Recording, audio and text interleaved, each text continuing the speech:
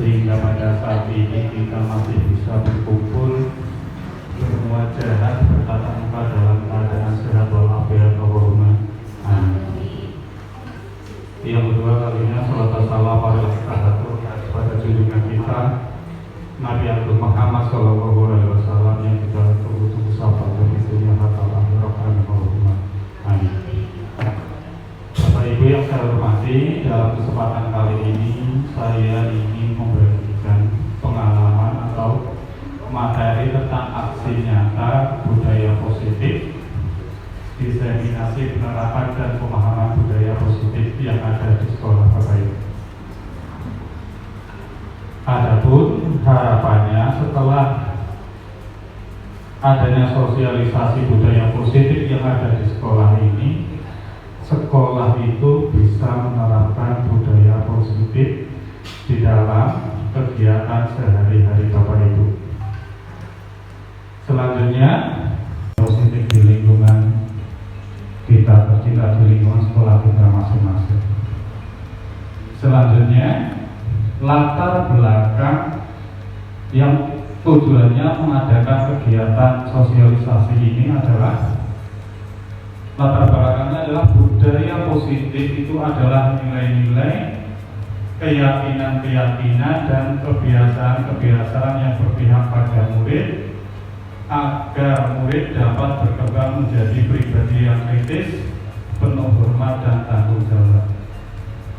Jadi orientasinya itu tidak berdasarkan nilai yang dicapai Bapak Ibu, tetapi yang mau dikembangkan dalam budaya positif ini, anak itu menjadi pribadi yang kritis. Kritis itu artinya apa? Anak mau bertanya. Di lingkungan kita banyak anak-anak yang pandai, tetapi ketika guru memberikan kesempatan untuk bertanya, anak ini cenderung tidak mau. Menjadi pribadi yang kritis dan penuh hormat dan bertanggung jawab. Harapannya apa? Budaya-budaya positif yang dilakukan di sekolah pada akhirnya itu anak bisa memberikan penghormatan kepada orang lain. Tidak hanya pintar secara akademik, tetapi anak didik itu bisa memiliki nilai-nilai untuk menghormati orang lain. Dan selanjutnya penuh hormat dan bertanggung jawab. Lah bertanggung jawab ini apa? Anak harus senantiasa melaksanakan tugas-tugas yang diberikan oleh Bapak Ibu guru. Salah satu untuk menumbuhkan kembali disiplin positif tersebut dengan keyakinan kelas. Nanti di dalam materi ini Bapak Ibu diajari bagaimana kita membuat keyakinan kelas. Apa keyakinan kelas itu? Keyakinan kelas itu kalau zaman dahulu itu yang namanya tata tertib sekolah. Karena apa? Tata tertib sekolah itu sekarang sudah tidak relevan, sudah tidak sesuai dengan konteks zaman dan konteks waktunya. Karena apa? Yang namanya peraturan sekolah atau tata tertib itu hanya sepihak yang membuat. Tetapi kalau keyakinan kelas ini nanti yang dibuat berdasarkan kesepakatan antara guru dengan murid. Jadi ada keterlibatan siswa di dalam membuat keyakinan kelas ini. Tujuannya adalah menumbuhkan budaya positif Bapak Ibu dengan menanamkan nilai-nilai kebajikan dan keyakinan dan kesepakatan kelas yang sudah dibuat. Nanti ketika di kelas berarti ada kesepakatan antara guru dan murid yang dibuat secara bersama-sama pada awal pembelajaran. Lah, keyakinan kelas ini atau kesepakatan kelas ini mengikat kedua-duanya. Tidak hanya mengikat kepada anak didik, tetapi juga mengikat kepada guru. Karena di dalam kesepakatan kelas itu, guru beserta murid itu menandatangani, tanda tangan bareng-bareng. Terus yang kedua, menumbuhkan nilai-nilai profil pelajar Pancasila ini harapannya Dengan adanya keyakinan kelas dan kebajikan dan nilai-nilai kebajikan, ini siswa itu memiliki profil pelajar Pancasila. Nah, profil pelajar Pancasila itu apa? Yang pertama, beriman kepada Tuhan Yang Maha Esa. Tetapi tidak hanya itu saja yang menjadi tujuan dari nilai-nilai profil pelajar Pancasila itu, tetapi ada sikap mandiri, kreatif itu yang perlu dikembangkan lebih lanjut. Selanjutnya, memahami konsep posisi kontrol sebagai pendidik. Nanti ini konsep kontrol sebagai pendidik, nanti ini ada 5 ya, akan kita jelaskan secara perlahan. Selanjutnya, memahami konsep kebutuhan dasar manusia, memahami penerapan segitiga restitusi, meningkatkan keberanian dan rasa percaya diri murid. Ini yang susah Bapak Ibu, dibahas di berbagai kesempatan ruang kolaborasi. Kalau yang namanya meningkatkan keberanian dan rasa percaya diri murid itu sangat sulit, karena apa? Banyak anak-anak yang pandai tetapi mereka tidak memiliki keberanian dan rasa percaya diri yang tinggi. Ini menjadi PR bagi kita semua sebagai seorang guru. Selanjutnya, menumbuhkan motivasi intrinsik murid, mewujudkan pembelajaran yang berpihak pada murid, menumbuhkan budi pekerti yang baik. Ini juga menjadi pekerjaan kita semua sebagai guru, sebagai warga sekolah yang baik, harus bisa menumbuhkan budi pekerti yang baik. Tidak hanya cerdas saja secara keilmuan, tetapi anak didik itu bisa memiliki budi pekerti yang baik. Nah, contoh budi pekerti yang baik itu seperti apa? Yang pertama, anak itu memiliki tanggung jawab, disiplin, dan komitmen. Selanjutnya, mengajarkan murid mencari solusi dari suatu permasalahan. Nanti ini akan dipraktekkan dalam pembuatan segitiga restitusi. Jadi murid itu diajak untuk berbicara, berdialog, untuk mencari solusi dari masalah yang dihadapi oleh anak itu sendiri. Tolak ukurnya apa? Yang pertama, peserta didik mampu membuat kesepakatan dan keyakinan kelas sesuai dengan nilai profil pelajar Pancasila. Ini kenapa setiap saat dikatakan kesepakatannya apa, keyakinan kelasnya mana? Ini harus mengikat, berarti di dalam lingkup kelas itu sudah ada kesepakatan dan keyakinan kelas. Kalau zaman dulu itu namanya tata tertib, ke depan lagi adanya kesepakatan, maju lagi ke sini lagi adanya keyakinan kelas. Selanjutnya, peserta didik mampu menjalankan kesepakatan yang telah dibuat dengan tanggung jawab. Karena apa? Keberhasilan keyakinan kelas itu apabila anak dan guru itu mampu menjalankan kesepakatan yang telah dibuat secara bersama-sama. Selanjutnya, peserta didik mampu menentukan solusi dari permasalahan yang dihadapinya. Setiap pembelajaran di lingkungan sekolah itu kan banyak kendala, banyak masalah. Contohnya, anak tidak mengerjakan PR, anak datang terlambat, anak berkelahi. Ini juga di dalam penentuan nanti segitiga restitusi, pelaksanaan segitiga restitusi, anak itu diajak dialog. Tidak hanya anak itu dihukum, dinasihati, sebatas itu tidak, tetapi kita mencari kenapa anak itu melakukan sebuah kenakalan-kenakalan yang dilakukan di sekolah. Karena apa Bapak Ibu? Yang namanya setiap perbuatan itu pasti mempunyai tujuan. Begitu juga ketika anak melakukan kesalahan itu mereka punya tujuan dan punya alasan tersendiri. Peserta didik dan guru mampu melaksanakan budaya positif atau keyakinan kelas dan segitiga restitusi secara konsisten. Kata yang digaris di bawah di sini adalah konsisten. Harapannya apa? Yang namanya peraturan budaya itu harus dilaksanakan secara berkelanjutan.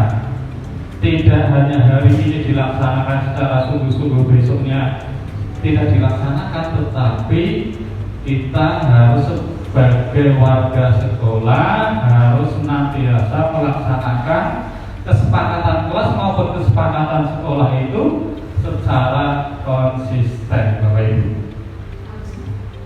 Lalu ini masa tindakannya seperti apa? Sebaik apapun kesepakatan kelas, sebaik apapun kesepakatan sekolah, kalau tidak didukung oleh semua warga sekolah itu, mustahil bahwa program itu akan dapat dilaksanakan dengan baik. Dukungan dari seluruh warga sekolah serta berpartisipasi aktif. Nah, ini harus berpartisipasi aktif semua warga sekolah itu. Lah, warga sekolah itu siapa? Pertama kepala sekolah, yang kedua guru, yang ketiga tenaga pendidik, yang keempat adalah anak-anak atau murid. Meminta izin pada kepala sekolah untuk melakukan sosialisasi. Ini yang kami lakukan hari ini, Bu Eni. Saya telah meminta izin kepada Bu Eni untuk melakukan sosialisasi pada pagi hari ini. Yang kedua, melakukan sosialisasi kepada warga sekolah lainnya. Warga sekolah terkait budaya positif, kesepakatan kelas dan profil Pancasila. Menjelaskan pengertian dan manfaat kesepakatan kelas nanti akan dibahas lebih lanjut di slide berikutnya. Guru berkolaborasi dengan peserta didik membuat kesepakatan keyakinan kelas, menumbuhkan, menanamkan pembiasaan nilai-nilai profil pelajar Pancasila, menjadikan kesepakatan kelas menjadi pembiasaan positif dan aksi nyata di kelas ataupun di lingkungan sekolah, Bapak Ibu. Saya setelah mengikuti pendidikan calon guru penggerak kali ini itu, setiap berkolaborasi itu pasti ditanya budaya positif apa yang telah diterapkan di sekolah Bapak. Pasti yang dipertanya budaya. Karena apa? Tujuannya nanti setelah ini selesai berarti budaya positif yang ada di lingkungan sekolah itu dapat berjalan lebih baik, dan budaya positif yang belum tumbuh diharapkan bisa berkembang, bisa terlaksana di satuan pendidikan Bapak Ibu. Selanjutnya memasang keyakinan kelas ini hanya di kelas-kelas. Setelah anak-anak beserta Bapak Ibu guru wali kelas membuat keyakinan kelas itu dipasang, terus di sampingnya itu ada seperti blackboard, itu ditandatangani anak beserta wali kelas. Jadi ketika ada anak yang melanggar kesepakatan kelas, tinggal menunjukkan ini loh kesepakatan kamu.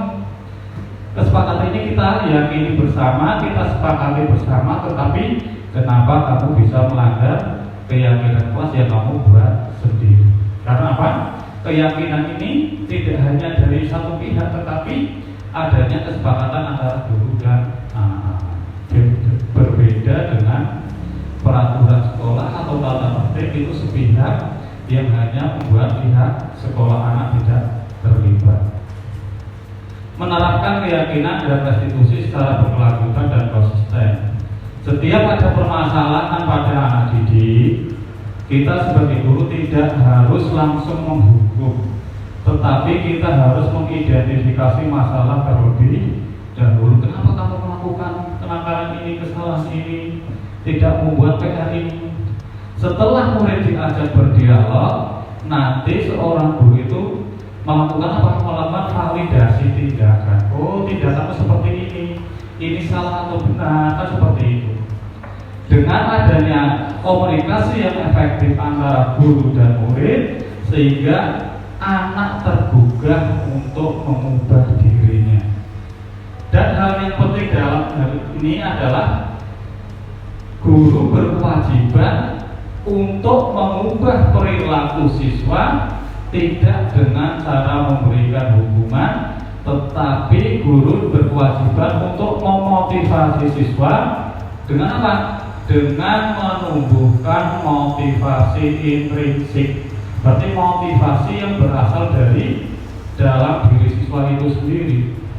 Kalau murid itu disiplin karena takut guru, ketika gurunya tidak ada, dia akan berubah. Dia akan melakukan tindakan yang sebaliknya. Tetapi apabila anak didik itu sudah memiliki motivasi dari dalam dirinya sendiri, anak itu akan senantiasa melaksanakan kegiatan positif meskipun tidak ada yang mengawasinya. Yaitu kerjasama antara orang tua sebagai lingkungan pertama. Ini Bapak Ibu, ini mengembalikan kepada lingkungan pertama. Kebanyakan orang tua itu kan menyalahkan anaknya, guru ini sih kok keras-keras ngajari ulah bisa.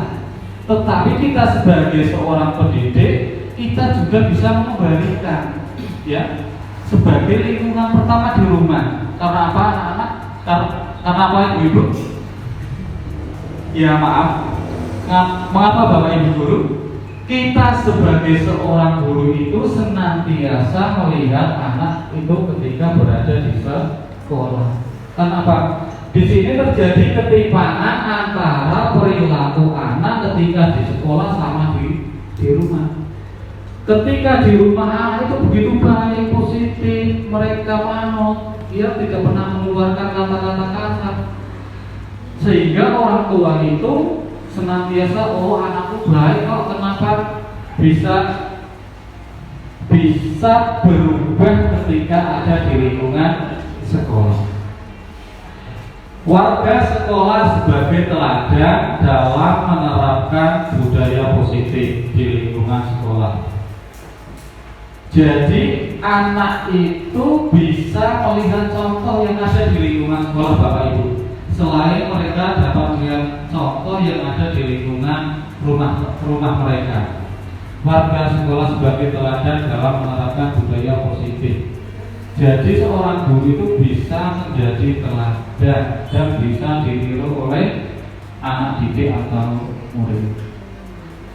Sarana dan prasarana yang mendukung untuk menumbuhkan budaya positif di lingkungan sekolah. Ini sarananya apa? Bisa berupa keyakinan kelas, kesepakatan kelas yang telah saya sampaikan terlebih dahulu. Selanjutnya, kerjasama kepala sekolah pendidik untuk dapat bersama-sama berupaya konsisten dalam menerapkan budaya positif. Ini sekali lagi ditegaskan, sebaik apapun kesepakatan kelas, sebaik apapun kesepakatan sekolah, tanpa kerjasama antara semua warga sekolah, niscaya itu tidak akan berhasil. Jadi kita harus kerjasama atau berkolaborasi dengan seluruh warga sekolah. Tujuan kodrat anak. Jadi tujuan pendidikan ini menuntun laku. Menuntun laku itu apa? Perilaku anak. Harapannya apa? Ketika anak telah mendapatkan pembelajaran di sekolah, Pak guru itu diibaratkan sebagai petani. Anak didik itu diibaratkan biji jagung. Anak-anak diibaratkan sebagai biji jagung yang disemai atau ditanam oleh Pak Tani yang telah disediakan. Dan lahannya mana? Lahannya sekolah kita itu, Bapak Ibu. Kita sebagai petani, murid sebagai biji jagung, lahannya adalah sekolah kita. Bila biji jagung ditempatkan di tanah yang subur akan mendapatkan sinar matahari serta pengairan yang baik. Jadi di sini peran guru itu tidak hanya bertujuan untuk anak mencapai tujuan pembelajaran yang kita capai, tetapi seorang guru itu menuntun perilaku. Ini tidak tercakup di dalam lingkup materi, tetapi terdapat dalam apa?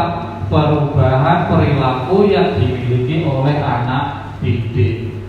Yang dari anak didik tidak tahu sopan santun, etika, simpati, empati, nanti nilai-nilai ini tumbuh pada jiwa anak. Contohnya ini, belajar selama 3 tidak bisa mengubah anak, tetapi peran guru hanya menuntun anak agar dapat berkembang, dapat tumbuh sesuai dengan kodrat anak. Pengertian budaya positif kita telah berpanjang lebar tentang bicara positif. Budaya positif adalah suatu kebiasaan-kebiasaan yang dilakukan secara terus-menerus hingga tumbuh menjadi karakter. Berarti budaya itu kebiasaan yang kita lakukan terus-menerus Bapak Ibu. Ketika kita melaksanakan kegiatan apapun, misalnya pembacaan Asmaul Husna setiap hari, itu ini menjadi budaya positif karena apa? Kebiasaan ini telah dilakukan secara terus menerus. Begitu juga ketika di SD kita melaksanakan senam di pagi hari yang dilaksanakan secara terus menerus, ini menjadi contoh budaya positif yang ada di lingkungan sekolah kita. Salah satu tanggung jawab seorang guru adalah bagaimana menciptakan suatu lingkungan yang positif ini Bapak Ibu. Berarti semua warga sekolah berkewajiban untuk menciptakan lingkungan yang positif. Positif itu apa sih? Positif itu baik. Berarti menciptakan lingkungan yang baik, yang kondusif, yang terdiri dari warga sekolah untuk saling mendukung, saling belajar, dan saling bekerja sama. Pertanyaan pemantik, setuju atau tidak setuju ini Bapak Ibu? Hukuman dapat mendisiplinkan anak. Pemberian hukuman dengan hal positif seperti membaca atau membersihkan halaman sekolah dapat meningkatkan disiplin anak. Memberikan penghargaan dapat meningkatkan motivasi belajar anak. Coba Bapak Ibu dilihat, hukuman dapat mendisiplinkan anak Bapak Ibu? Dapat atau tidak? Dapat Pak. Ya silahkan yang berpendapat dapat. Ada lagi pendapatnya? Tidak. Oh tidak. Ya kenapa? Karena hukuman itu di situ mendisiplinkan anak sifatnya hanya sementara saja. Karena nanti kalau hukuman dapat mendisiplinkan anak itu efeknya kurang baik, ada dampak negatifnya. Oh iya, itu terima kasih Pak Mujib sama Bu Bibi atas jawabannya. Nanti kita ulas hukuman dapat mendisiplinkan anak atau tidak. Disiplin positif dan nilai-nilai kebajikan universal. Yang kedua, teori motivasi, hukuman dan penghargaan restitusi, keyakinan kelas, kebutuhan dasar manusia dan dunia berkualitas, restitusi 5 posisi kontrol, yang terakhir restitusi segitiga restitusi. Disiplin positif Bapak Ibu, ini menurut teori kontrol yang dikembangkan oleh Dr. William Glasser. Dari pemaparan awal tadi bahwa Anda tidak bisa mengontrol orang lain, hanya Anda yang bisa mengontrol diri Anda. Berarti kita sebagai guru, kita tidak bisa mengontrol anak sepenuhnya. Dan yang bisa mengontrol anak itu siapa? Ya mereka sendiri, anak didik sendiri. Makna disiplin ini belajar, kontrol diri dengan menggali potensi kita. Jadi nanti anak-anak didik kita itu diajari menggali potensinya. Bukan hanya tugas guru yang menggali potensi anak didik, tetapi anak didik diajak untuk belajar, untuk mengenali potensi atau kemampuan-kemampuan yang dimiliki oleh anak didik sendiri. Nah tujuannya apa? Agar anak didik itu memiliki tujuan yang mulia, menjadi seseorang yang kita inginkan berdasarkan nilai-nilai yang dihargai. Berarti anak itu bisa menilai dirinya sendiri. Selanjutnya, semua perilaku memiliki tujuan. Di sini ada teori motivasi seperti yang telah disampaikan pada slide-slide sebelumnya. Motivasi itu ada dua. Yang pertama motivasi intrinsik, yang kedua motivasi intrinsik. Ketika seorang anak berangkat lebih pagi karena mereka takut hukuman kepada peraturan yang ada di sekolah, berarti mereka hanya memiliki motivasi intrinsik.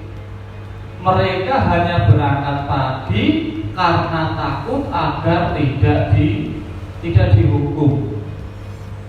Ada yang mereka melakukan perbuatan-perbuatan positif di lingkungan sekolah, tetapi orientasinya untuk mendapatkan imbalan atau reward atau penghargaan, Bapak Ibu. Tetapi berlaku bagi seorang guru.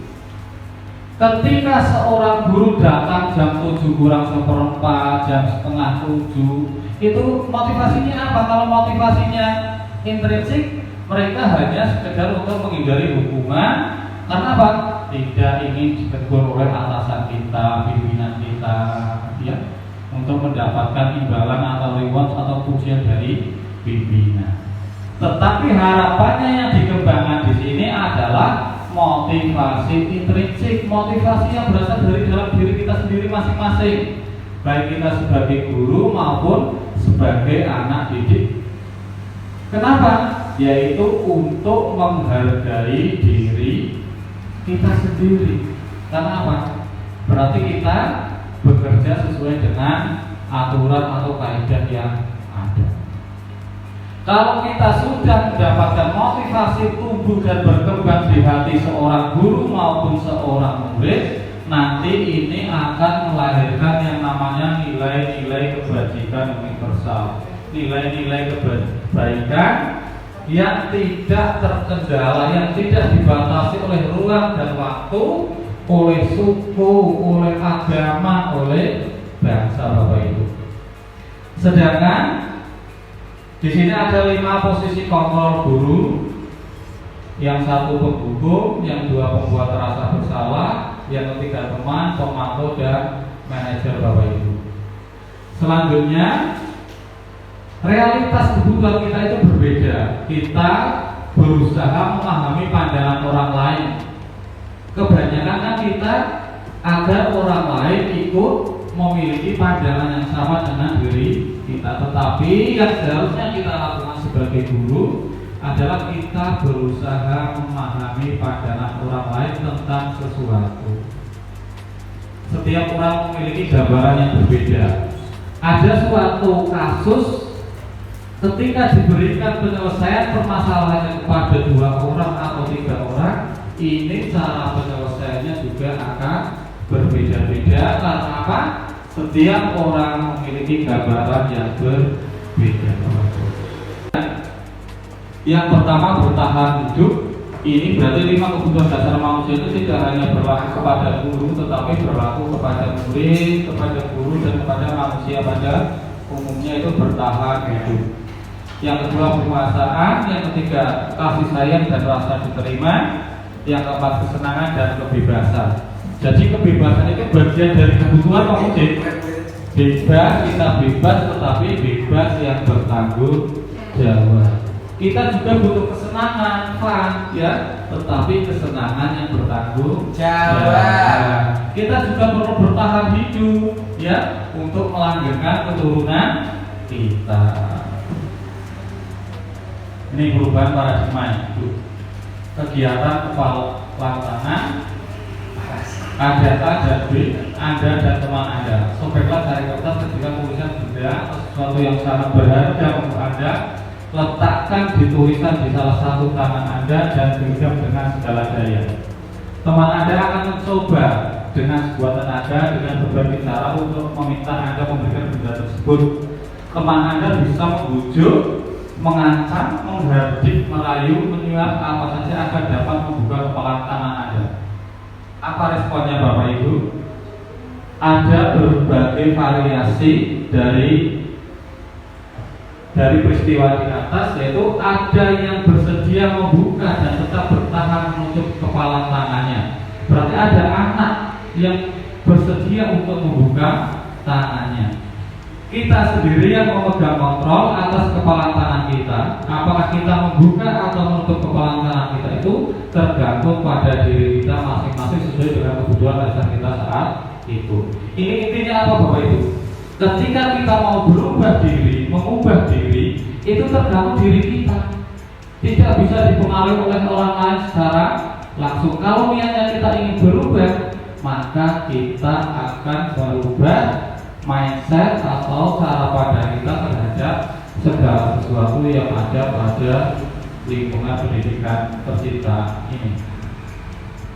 Nah, ini perubahan paradigma yang disampaikan oleh Dr. William Glaser bahwa ilusi guru mengontrol murid Bapak Ibu ini tidak 100% bisa dibenarkan. Melihat pemaparan dari awal bahwa yang bisa mengontrol itu hanya diri sendiri. Kita hanya menuntun, mengawasi agar anak didik itu dapat berkembang sesuai kodratnya untuk mencapai kebahagiaan yang sebesar-besarnya, baik sebagai individu maupun sebagai anggota masyarakat, serta tidak salah arah ini Bapak Ibu. Berarti tujuan pendidikan itu apa? Menuntun anak agar bahagia dan tidak salah arah, salah jalan, ya. Yang kedua, bahwa ilusi membawa kritik dan membuat orang merasa bersalah dapat menguatkan karakter. Ini juga tidak tepat, karena orang yang bisa menguatkan karakter itu adalah kebiasaan-kebiasaan yang baik yang telah dilakukan sebagai seorang pribadi maupun sebagai diri sendiri oleh anak itu sendiri maupun guru. Bahwa materi selanjutnya adalah kebutuhan dasar manusia. Yang pertama adalah biologi, rasa kasih sayang dan rasa diterima, kebutuhan bertahan hidup atau survival, kebutuhan penguatan power, kebebasan freedom, kesenangan fun. Ini kebutuhan manusia pada umumnya Bapak Ibu. Ketika anak didik kita ke sekolah, dia meminta makanan atau jajannya teman-teman yang lain, kita sebagai guru itu kita harus bisa memantau atau mengklasifikasikan anak itu kebutuhan dasar yang kurang terpenuhi itu pada bagian yang mana. Ketika ada anak yang suka minta jajan kepada teman yang lain atau adik kelas yang lain, berarti mereka kebutuhan bertahan hidupnya kurang Bapak Ibu. Karena apa? Mereka masih berkutat kepada makanan, ya.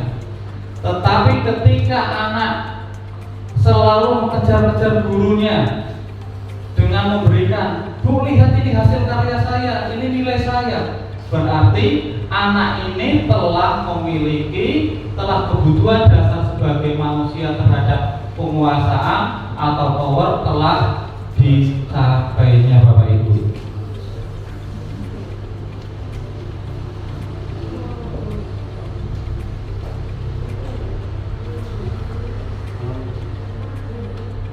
Lima posisi kontrol guru Bapak Ibu.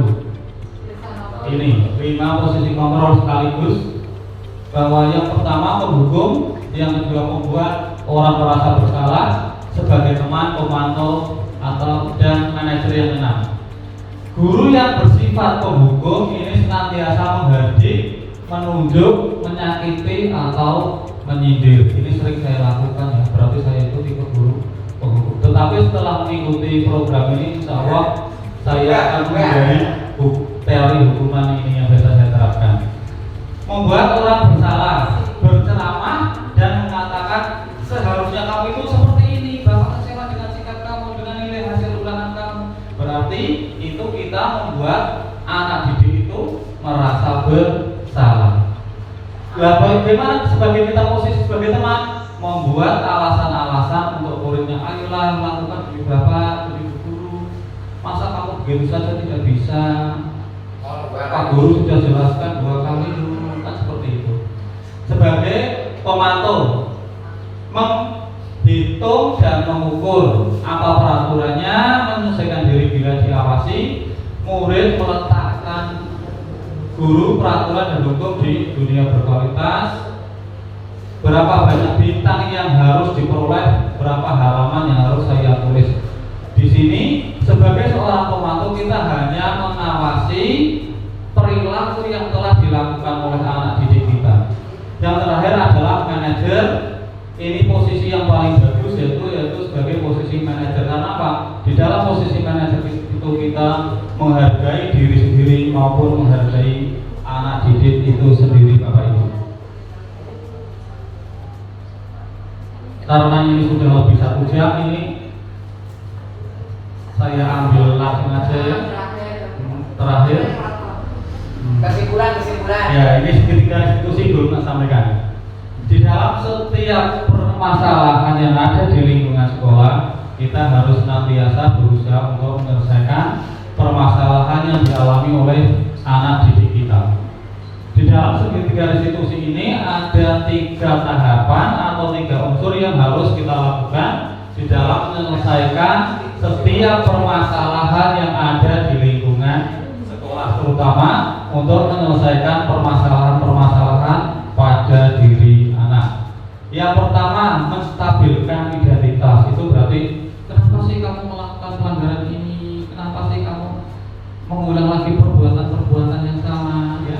Setelah itu kita melakukan validasi kebutuhan. Contohnya, nah, kamu pada mata pelajaran pendidikan agama Islam hari ini kamu tidak mengikuti ulangan. Apa yang harus kamu lakukan karena kamu tidak mendapatkan nilai pada materi kali ini? Ini kita memvalidasi kebutuhan anak didik. Yang ketiga, menanyakan keyakinan Bapak Ibu. Ketika anak tidak mengerjakan tugas ataupun ikut ulangan, kita sebagai guru harus menanyakan keyakinannya. Keyakinannya seperti apa? Kita sebagai guru harus memfasilitasi agar kebutuhan anak didik mendapatkan pembelajaran itu dapat terpenuhi.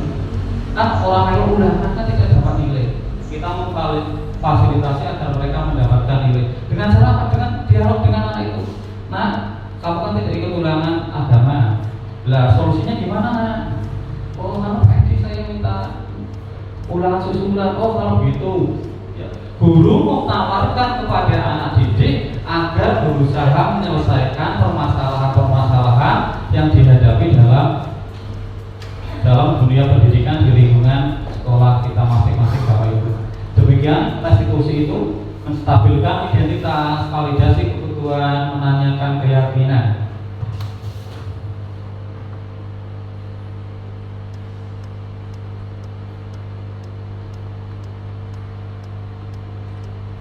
Ini Bapak Ibu, setiap di dalam pembelajaran kami itu kita mempelajari modul 1.1 sampai 1.4 itu selalu ada refleksi di setiap kegiatan Bapak Ibu.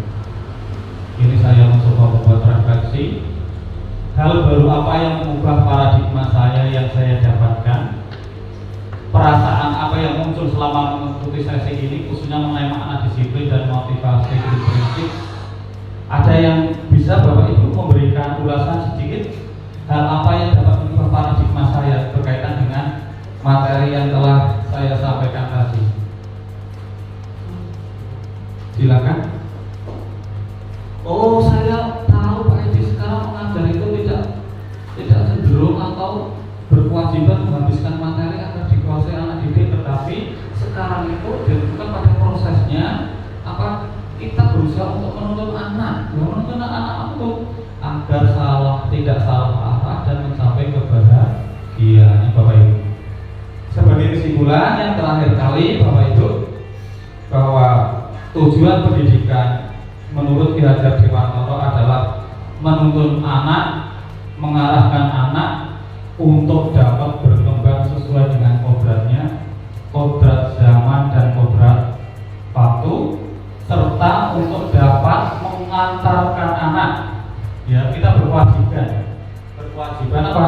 Untuk mengantarkan anak untuk mencapai kebahagiaan yang setinggi-tingginya, yang sebesar-besarnya, serta sebagai individu maupun sebagai anggota masyarakat. Dan yang terakhir apa? Agar anak didik itu tidak salah arah dalam kehidupannya. Demikian Bapak Ibu, sosialisasi materi modul 1.4 tentang budaya positif. Mudah-mudahan bisa memberikan gambaran bagaimana kita melangkah ke depan